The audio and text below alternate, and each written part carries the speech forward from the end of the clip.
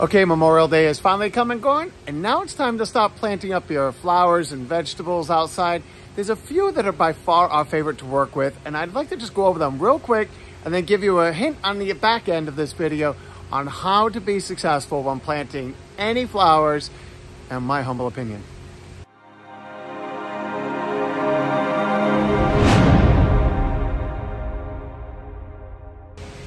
Okay, so it can get a little intimidating, overwhelming when you walk into a garden center and you're just looking at flowers after flowers and you're not sure where to start. And so there's a handful that I find that we use on our construction crew all the time, not just because we love proven winners, but more of that they just work really well. And what I'm typically looking for are plants that are low maintenance, drought tolerant, disease tolerant, insect tolerant, but more important, have flower power. I love color, and so therefore when I'm picking out my annuals, I want them to be flower power all through to the frost in the fall. And I want to show you a few of my favorites right now. Okay, so I lied.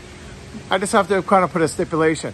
When you're trying to pick out what flowers you need in your landscape and which ones you're going to do, you have to first determine, am I planting these in the ground or am I planting these in a flower pot? Because I find that it makes a good big difference. Now, amending your soil and prepping your flower beds is key. So if you have really heavy soil or it was sod and you're creating a new flower bed, then I always recommend ripping up all that sod, amending that soil with some compost. And I know it's a big controversy, rototill or not rototill. I still rototill if I have really junky soil. So preparation of your beds is key. If you're growing in flower pots, then from there, you want to just pay attention to good soil. Yes, you can recycle some soil from one year to the next. You got to remember that it's going to compact it. It's full of roots. So yes, it is best practice to rip that out. I love the Coast of Maine potting soil because it's a little bit heavier mix, but it holds moisture and it already is nutrient rich because they actually add nutrient back to it. Whereas in my experience, a lot of the Miracle Grows or just a straight peat moss based product doesn't really have nutrients to it. So you're solely reliant on fertilizer. Whereas some of these compost based products, those potting soil is nutritious to begin with. So therefore, when you're picking planters, like a hanging basket, yes, I can take that and flop that into a planter. I can pick anything, go through, but if I'm doing that in the ground, I'm amending the soil. If I'm going in a pot, I'm starting by making sure I have fresh potting soil. Now, let's get back to what are our favorites to work with. All right, so right here, I have two old-time favorites. This is a ground cover. It is just mostly noted for its foliage. And it's an Ajuga, purple bugle, and it's just a bulletproof plant for an annual. It's also a half-hardy perennial, so many times this will come back if we have mild, but it's a nice subtle accent. What you see is what you get, just gets bigger, does produce flowers, not really noted for it. Next on the hit list are all the Angelonias. Again, we use proven winners as much as possible because I just find the plants are just stronger. We carry it in a purple, a white, and a pink. We're sold out of the pink. That'll be coming in shortly. But what you see is what you get. So it's got this nice waxy leaf. It's going to produce these nice tall spikes. You can see they're just starting to come up now. And they're just going to have flowers. They're a little bit slower going in the spring. But once these stretch up, these are going to have these flowers clear through the frost. And I have very little challenges with these. Definitely one of my favorites.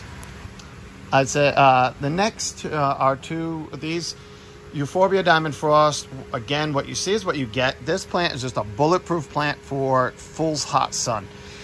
It just gets this cluster of white flowers. It's just going to keep growing up. It's just going to stay covered in white flowers. Downfall to it is self-cleaning. So it's always dropping these little petals. So you will get petals underneath it. So you don't necessarily want to put this over the deck. But if it's in a lawn or a flower bed or planters where you're not worried about underneath, that's a great bulletproof low maintenance plant for the sun. Now, a few extras that are here.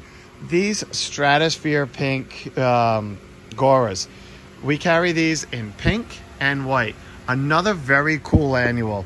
It's going to grow just the way it is. Ultimately, I find mine in my yard are standing up about 20 inches or 24 inches, but it's just more of a wispy plant that is going to grow up. It's got all these little stalks on it. It comes in white or pink. The beauty of these is they're going to flower nonstop, in my experience, well through the fall. Mine has come back 3 years in a row, so it's kind of a half-hardy perennial here in Rhode Island. And where this is growing many times, it's been coming back as a solid zone 6. And so, but it's great. So even as a half-hardy perennial, it just flowers nonstop. Now, I have to say, one of my all-time favorites are these Senorita Rosalitas. These are Cleome. Again, proven winners. These are probably have to be up in my top 5 favorite. Each one of these plants is going to stand 3 feet across, and it's just going to be covered in either these white flowers or the pink flowers. It is a pollinator. It is, I'll be out there if we're having a mild fall. This plant will be covered in these plants, each one 3 feet wide, covered in pink flowers all the way to the hard frost. And so it is one of the last plants that usually guaranteed by the end of October. I have like every species of pollinator on these plants because they're one of the last things blooming in my landscape. And so definitely a grossly underutilized plant in the landscape. Okay, shameless plug for all the Rockin' Series fuchsias. These are great. Rockin' Fuchsia, Blue Suede Shoes, Playing the Blues, Deep Purple. All of them work well. I prefer these in planters rather than the landscape. I find the blue gets a little bit taller. Not the showiest of plant, but if you like foliage and you like hummingbirds, definitely #1 in the hummingbird category by all of those, in my opinion. Okay, this plant here is probably the most underutilized plant in the landscape. New to us a couple years ago, customer came in.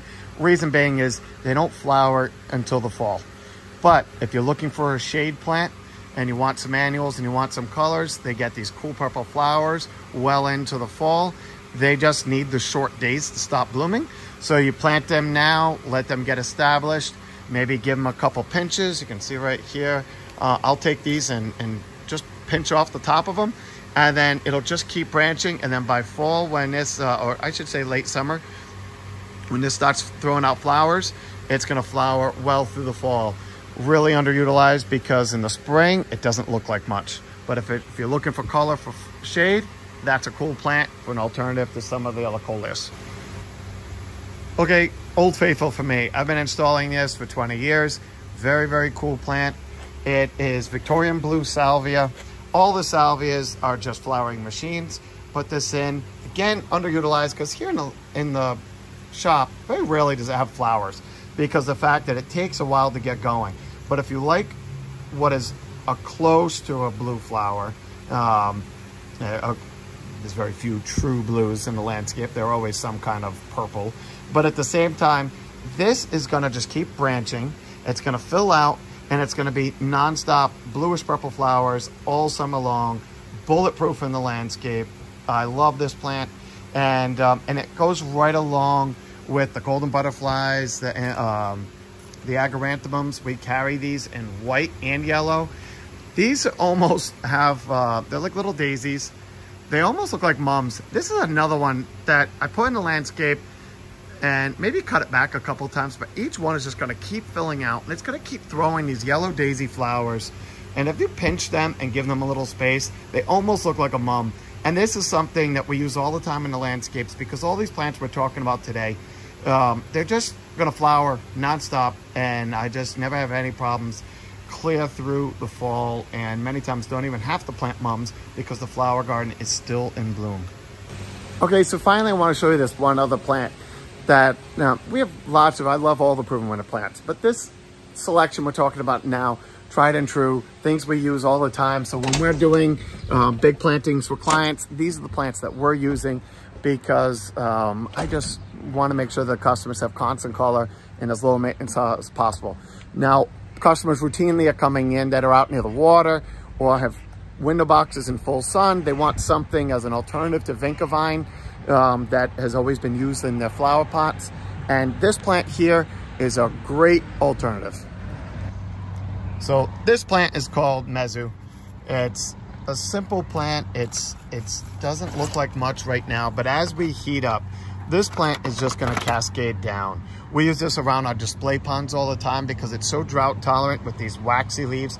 It's just gonna keep filling in and it's gonna cascade. I use them in front of front stone walls, anywhere that's gonna bake in the sun, and something that's going to be just low maintenance. Not really noted for its flowers. It does get these little tiny red flowers, It's just mostly noted for this cool variegated foliage that's gonna just keep cascading down and weeping down on the flower pot. So if you have a sunny area, it definitely goes nice next to the purple bugle because of the fact that you got clashing textures and colors. But for something low maintenance to cascade down your window boxes, that's a definitely thumbs up on that one.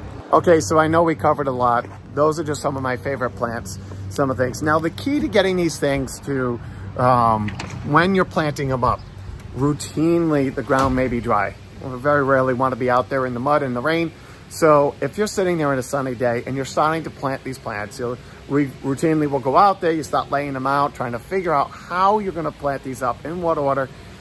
Just break it down by sun. Are you full sun or part sun? Do we want something layered? Put the tall ones in the back, the short ones in the front. So while you're doing all this and you're playing around with that layout, don't forget to water. A few key steps that we're always beating over the head of our crew that's out in the landscape, because some of these plantings, we're planting hundreds of plants and it's easy to get distracted. And the plants are still sitting there in the beating sun while you're trying to prep the soil. And the minute you start laying these things out and planting them in the ground, the ground, if the ground is that dry at all, is going to start sucking up the moisture away from the root of the plants. So a couple keys to making this work. Excuse me. One, water all your plants well while they're still in the flower pots. That means the plant is in no drought stress. Then what we do is we lay them out and we plant them as quickly as possible. Then I'll go around and fertilizer. A lot of people say, let your plants get established. I don't. I find we use Plant Tone. Espoma is a nice organic fertilizer. You're not going to burn anything with it, but I kind of double up a little bit. What I like doing is I like using, for all my annuals, if I'm growing in the ground, we're going to plant these. Then we're going to go through and put a granular organic fertilizer like Espoma Plant Tone, Flower Tone, and we're going to sprinkle that around the base of all the plants.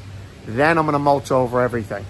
Then I'm going to go back in a bare bones minimum, water everything really, really well. And I encourage our customers to water every day for a couple, 3 days, just to make sure there is absolutely no drought stress on the plants. You're not going to kill anything by watering every day for a few days, but it will die if the ground is dry and it's not rooting out. So you got to remember, if you get a warm, sunny day with a stiff breeze, those plants are going to dry out pretty fast. Wet them. And if you have Miracle-Gro liquid fertilizer, I'm a big advocate of those. We'll go through and we'll water those in on day one with that Miracle-Gro. I find it just gives these plants a little shot in the arm. They're getting their roots disturbed. They're going to get reestablished. I find that by putting that in there, I can jumpstart my organic fertilizer a little bit more. You do what you want, but this is just what works for us. I hope that helps. Take care.